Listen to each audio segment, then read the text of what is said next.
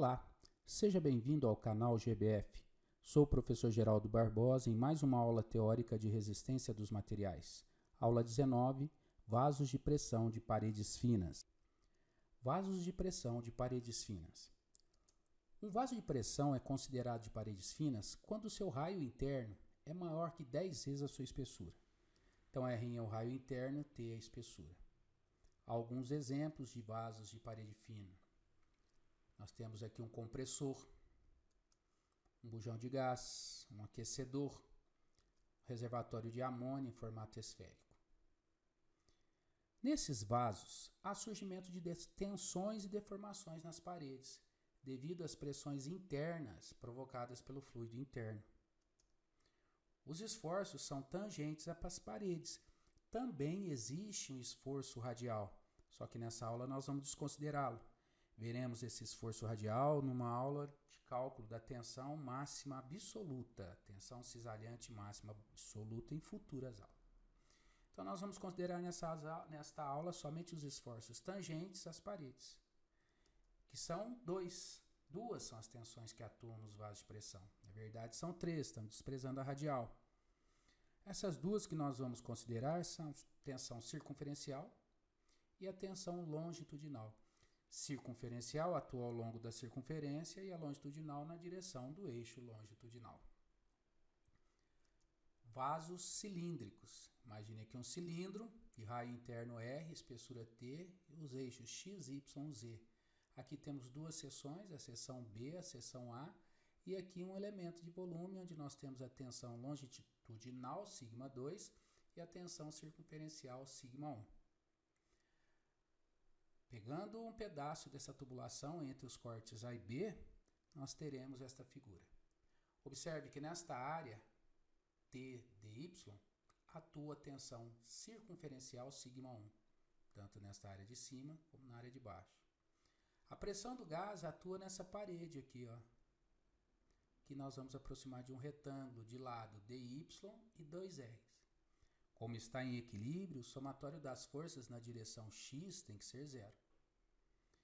Para que se tenha equilíbrio, a força devida à tensão 1, que é tensão vezes área 1, multiplicado por 2, que são duas áreas, uma em cima e outra embaixo, tem que ser igual à força produzida pela pressão do fluido interno a esse recipiente, a esse vaso, que vai ser P2 vezes A2. A1 é a área desse retângulo menor, que é dx vezes T. A2 é a área desse retângulo aqui, ó, que nós vamos esticá-lo como um retângulo, retificá-lo. Retângulo de lado 2Rs e dy. Logo a área 2R dy. Simplificando, 2 com 2, dy com dy. A tensão circunferencial num vaso cilíndrico é dado pelo produto da pressão interna, pelo raio interno, dividido pela espessura. No mesmo corte, fazendo análise agora na direção longitudinal, aqui na coroa, a tensão que atua é a tensão σ2, a tensão longitudinal. E nesse círculo de raio R, é a pressão do gás que atua. Resultante zero, então a força devida à tensão longitudinal deve ser igual à força devida à pressão interna. A força devida à tensão longitudinal é o produto da tensão pela área, onde essa área 2 é a área da coroa, onde a tensão longitudinal atua, que nós vamos aproximar de um retângulo de lado 2πr e T. Logo, a área A2 vai ser 2πr vezes T. E a pressão do gás atua nesse disco aqui, ó, que é a área πr ao quadrado. Fazendo as devidas simplificações, a tensão longitudinal é o produto da pressão vezes o raio interno dividido por 2T. Observe, a pressão longitudinal vai ser metade da pressão circunferencial nos vasos cilíndricos. Vasos esféricos. Agora nós temos uma esfera, os eixos X, Y, Z. O raio da esfera é R, espessura T. E olha aqui um elemento de volume, a tensão longitudinal, σ2, e a tensão circunferencial. Devido à simetria da esfera, essas tensões vão ser iguais. Olha o corte, analisando esse corte diametral. A tensão longitudinal está atuando nessa coroa circular e a pressão do gás está atuando nesse disco de raio R.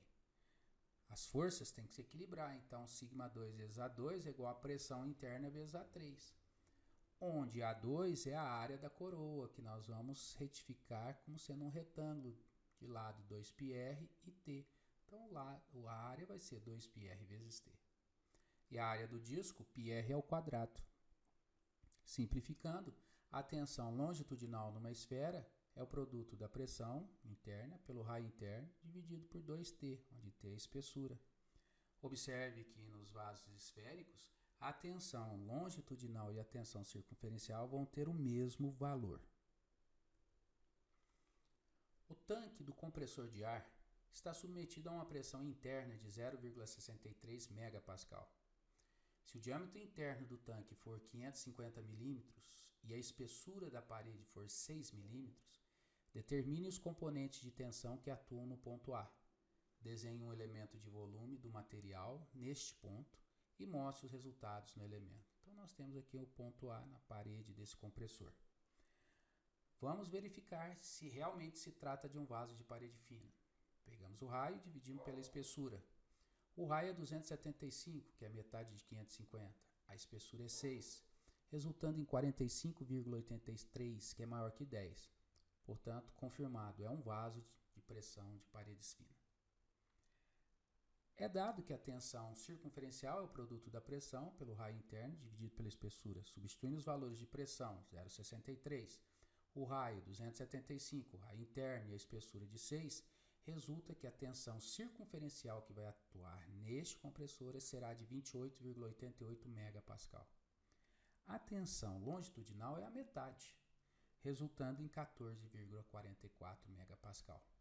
Pegando um elemento de volume de material nesse ponto A, a tensão longitudinal 14,44, que é a metade da tensão circunferencial de 28,88, ambas as tensões de tração. Com isso, chegamos ao término de mais uma aula.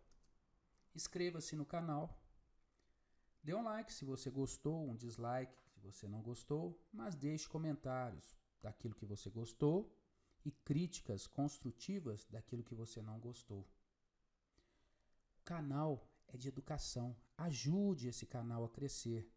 O nosso país está precisando muito, muito mesmo, de educação.